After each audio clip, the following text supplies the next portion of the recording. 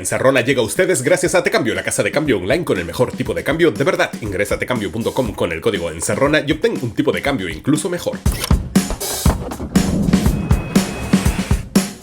Hola, soy Marcos Cifuentes, bienvenidos a La Encerrona, tu mini noticiero en pandemia. Hoy es martes 22 de junio de 2021, día 16 del proceso de denegación de Keiko Fujimori, y hoy 22 de junio, pero hace 5 años, PPK y Ollanta Humala iniciaban el proceso de transferencia del gobierno. Y ojo con una cosa, para entonces, hace exactamente 5 años, técnicamente PPK todavía no era presidente electo porque todavía no se había pronunciado el Jurado Nacional de Elecciones. El jurado, hace 5 años, en el año 2016, recién declaró ganador a PPK el 28 de junio, o sea, a la semana siguiente de este encuentro que fue el inicio de la transición.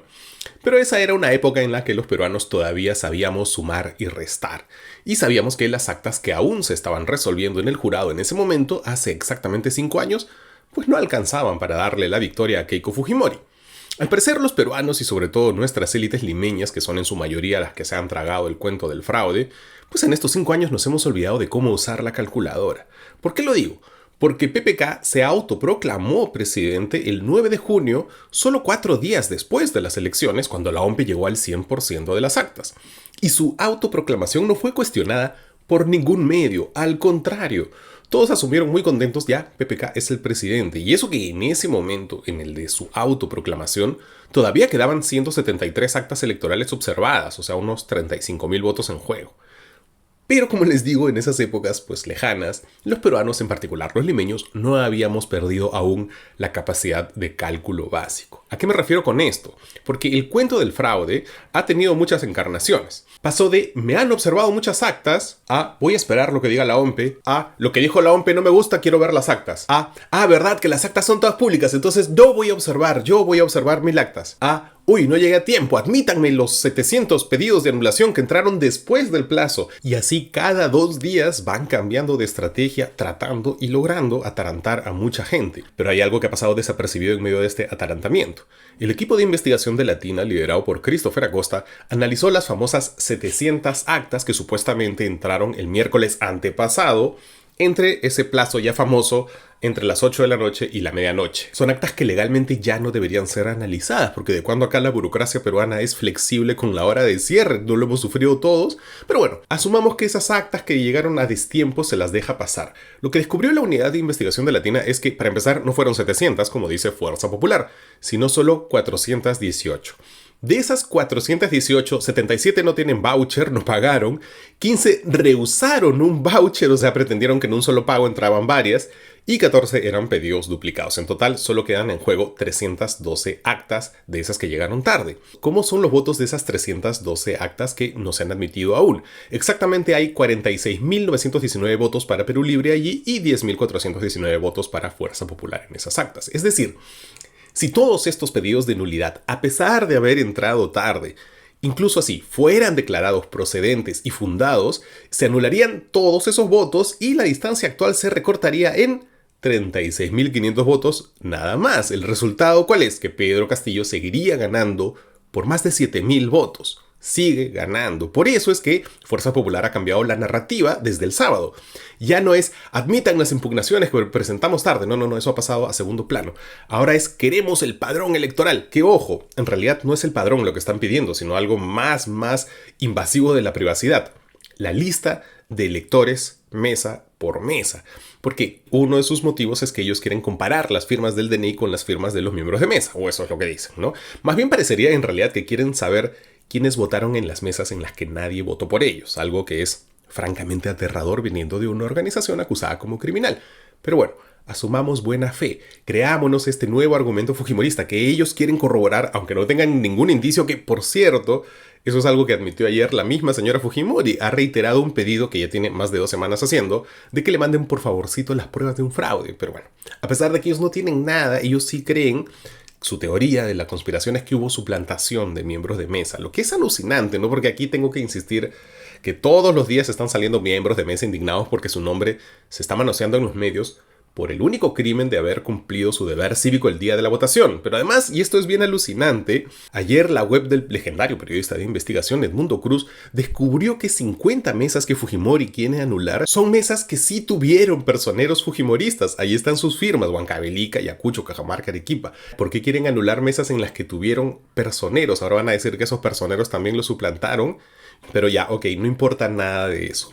Volvamos a la hipótesis de Fuerza Popular. Asumamos que creemos inocentemente en esa hipótesis, ¿no? Que ellos quieren la lista de electores para comparar las firmas y ver si las firmas de los miembros de mesa de las actas coinciden con las del RENIEC. Bueno, la unidad de investigación de Latina hizo incluso algo mejor, porque yo no firmo como en mi DNI, tú tampoco firmas como en tu DNI. Es más, lo más probable es que mi última firma no se parezca al DNI, pero sí se parezca a la penúltima firma que he hecho, ¿verdad?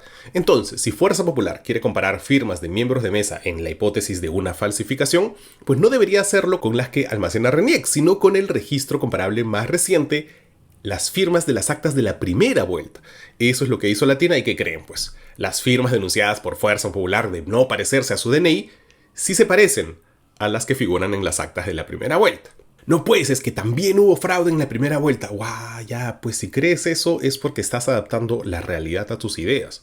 Porque primero la trampa eran las impugnaciones de Perú Libre, pero luego la trampa era que ocultaban las actas, luego la trampa era que estaban ocultando el padrón, luego la trampa era que había suplantación de miembros de mesa en la segunda vuelta, y ahora la trampa es que hubo también suplantación en la primera. ¿Te das cuenta de cuántas cosas distintas te están haciendo creer en estas 2 semanas y media sin ninguna evidencia, de ninguna?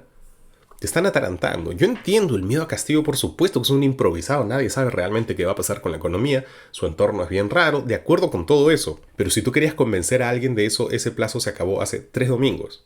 La elección se terminó. Aquí no se trata de defender a Castillo, sino de defender la voluntad popular, porque la libertad no es solo económica, es también política. No puedes tener una sin la otra. Si te interesa el mercado libre, tienes que tener también una sociedad libre. Y la libertad pasa porque la gente elige quién la gobierna. La elección ya se acabó, los números no dan, los argumentos ya no resisten. Recuperemos el sentido común, recuperemos aunque sea las matemáticas. Y cuidémonos, por favor, porque tratemos entre todos de una vez asumir una transición y que este futuro gobierno no sea incluso peor por falta de una transición ordenada, que el futuro gobierno no sea incluso peor de lo que ya podría ser. Ya volvemos con los titulares de hoy aquí en La Encerrona. ¿Necesitas salir de casa? Usa Didi. La app de movilidad más grande del mundo ya está en Lima. Todos los socios conductores pasan por una verificación de seguridad al registrarse en la app. Descarga Didi y viaja más tranquilo. Ya lo sabes, si necesitas salir, mejor con Didi. Hola de nuevo, bienvenidos de vuelta a La Encerrona, tu mini noticiero en pandemia. Hoy es martes 22 de junio de 2021 y estas son las noticias que son virales o deberían serlo. Y la defensa de Keiko Fujimori apelará a la prohibición de comunicarse con testigos de la investigación fiscal. Ayer, habrán visto, el Poder Judicial rechazó el pedido de prisión preventiva para Keiko Fujimori por una razón muy sencilla. El fiscal José Domingo Pérez decía que Fujimori había violado las normas de conducta al reunirse con 2 testigos del caso Odebrecht, Miki Torres y Lourdes Flores. Pero el juez Víctor Zúñiga le dijo: oye, espérate, antes de canear a la señora, tú primero tienes que avisarle que has visto que ha roto esas normas.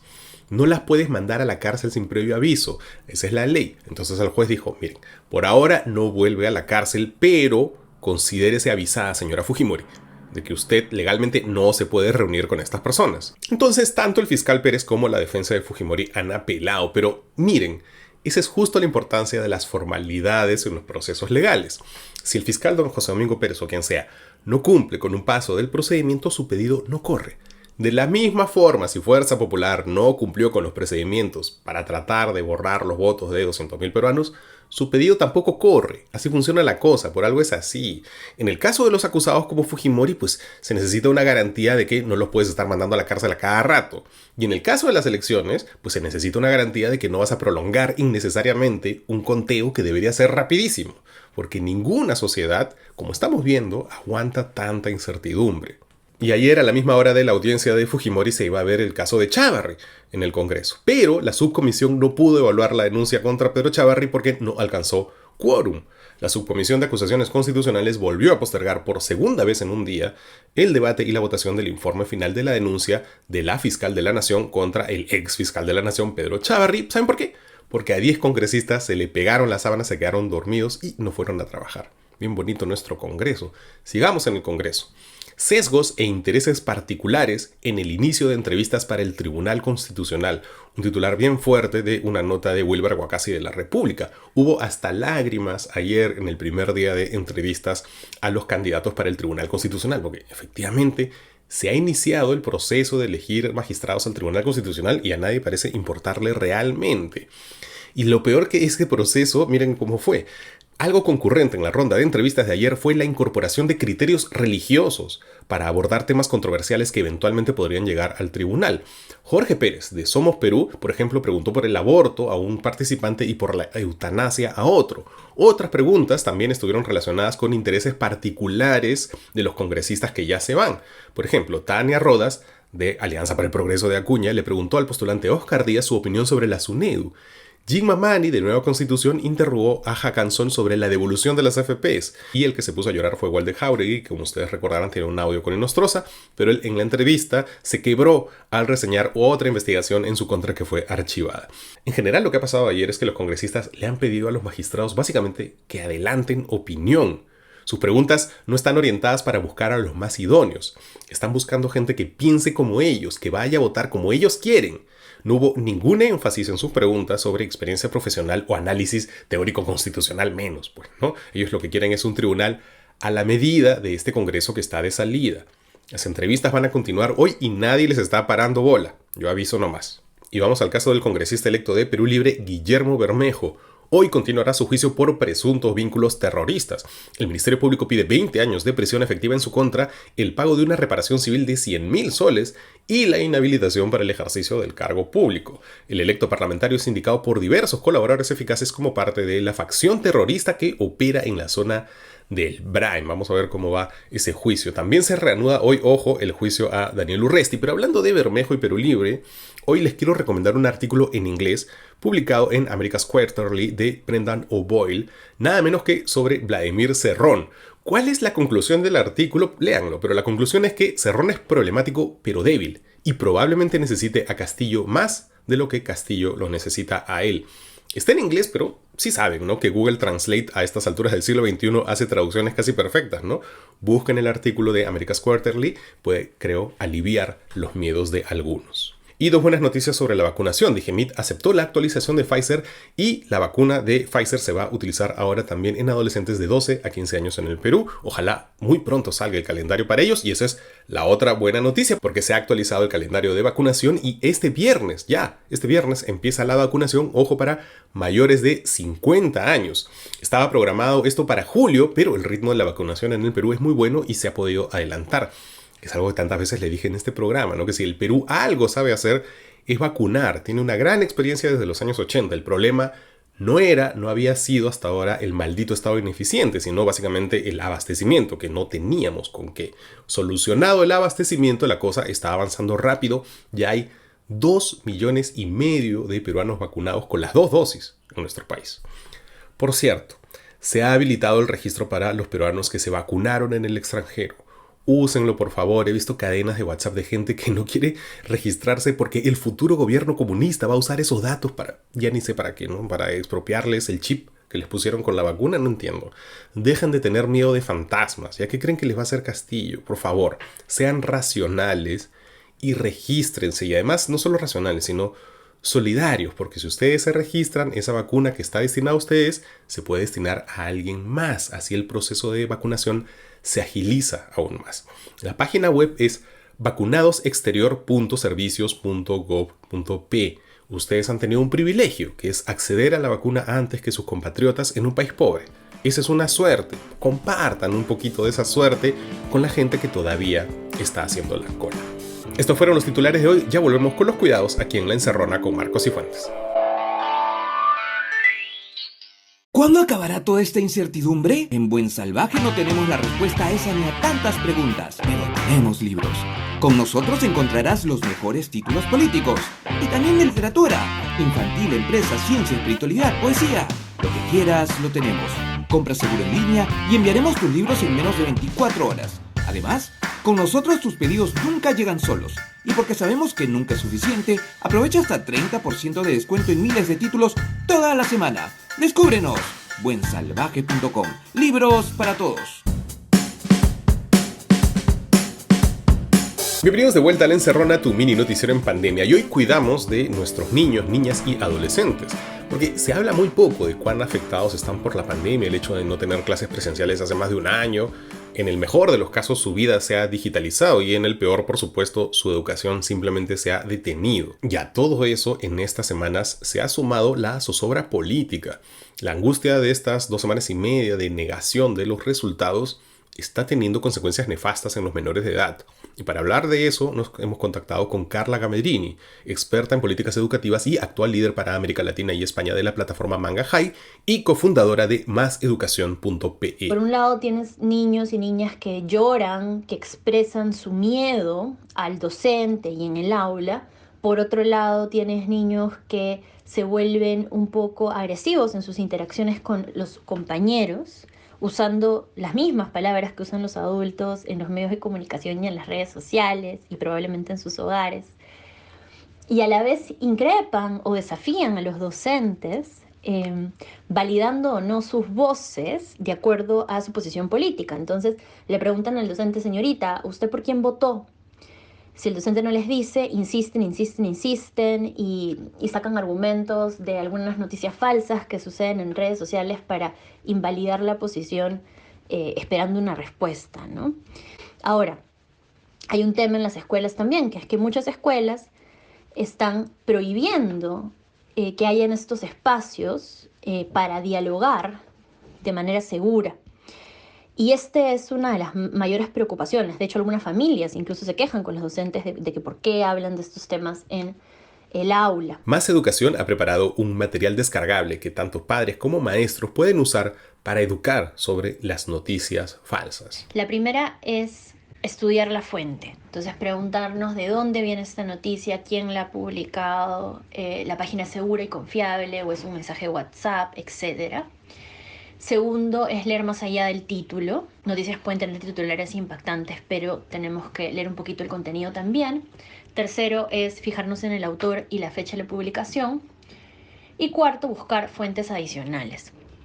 Y de manera transversal a esto es cuestionar nuestro propio sesgo. Es decir, la forma usualmente más fácil de caer en fake news es cuando estas noticias dicen lo que yo quiero escuchar. Es decir, me dan la razón. Por tanto, cuando leamos noticias hay que estar conscientes de ese sesgo y con los 4 tips anteriores considerar si la noticia es válida o no. Gamedrini resalta que es más importante que nunca que la conducta tóxica de los adultos en estas elecciones y postelecciones no se traslade también a las nuevas generaciones. Lo que no podemos permitir es que los niños y niñas crezcan replicando prácticas y discursos polarizados, pues van a pensar que eso es el ejercicio ciudadano y van a pensar que eso es el ejercicio de la democracia.